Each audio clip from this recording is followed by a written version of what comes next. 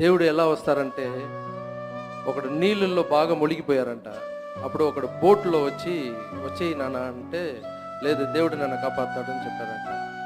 మళ్ళీ ఇంకొకడు చాలా కష్టపడి వచ్చేయి బాబు హెల్ప్ చేస్తానని, నువ్వు కాపాడక్కర్లేదు, దేవుడు ఉంటారు, నువ్వు వెళ్ళిపో అన్నాడంట. హెలికాప్టర్లో ఒకడు వచ్చాడు, రే వచ్చేయరా, ఇప్పుడు నా ఇంత దూరం తల్లి నీళ్ళు వచ్చేసిందిరా, వచ్చేయరా అంటే, దేవుడు కాపాడతారు సార్, మీరు వెళ్ళండి అంటారు. తర్వాత వాటర్ ఫుల్గా ఉంది, చనిపోయాడు అబ్బాయి.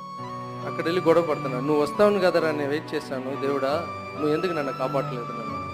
రే ఫస్ట్లో బోట్లో వచ్చింది కూడా నేనేరా, హెలికాప్టర్లో వచ్చింది కూడా నేనే వచ్చి నీకు సపోర్ట్ చేద్దాను అనుకుంటే నీ వద్దు అన్నావు.